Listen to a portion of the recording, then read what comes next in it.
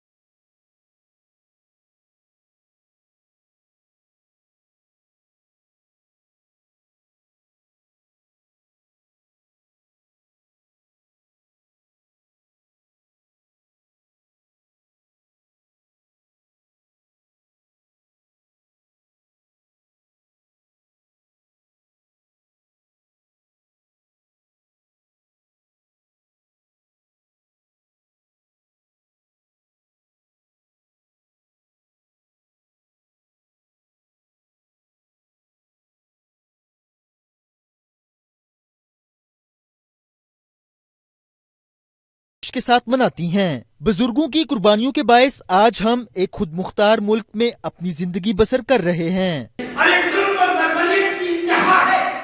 जबर की इंतहा है कि जहां माँ को बेटे से, बेटे को बाप से, औलाद को माँ बाप से, माँ बाप को औलाद से, रिश्तेदार को रिश्तेदार से जुदा करके दो हिस्सों में बांट दिया है, दो हिस्सों में तकसीम कर दिया है। जबर की इंतहा ये है कि आज हिंदुस्तान की हुकूमत, हिंदुस्तान का फौजी पायलट गन से फायर करके कश्मीरियों को जख्मी कर रहा है, उनको पाबंद सलाखत कर रहा है, नौजवानों का कत्ल हो रहा है। और जुल्म की इंतहा ये है कि 10,000 से जायद खवातीन की असमत दरी हो चुकी है, 1 लाख से जायद कश्मीरी शहीद हो चुके हैं। मिर्जा शफीक अलीम का कहना था कि भारत ने मकबूजा कश्मीर में जुल्म बर्बरियत का बाजार गर्म कर रखा है। अक़वाम मुत्तहिदा और आलमी ताकतों को इस पर सोचना पड़ेगा।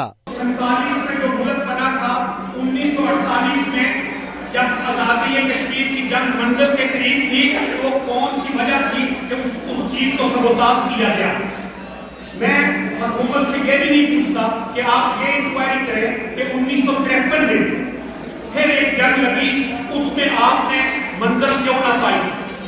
मैं ये भी नहीं पूछता कि 1958 में एक नूली नगरी हुकूमत को आपने कर क्यों दे दिया।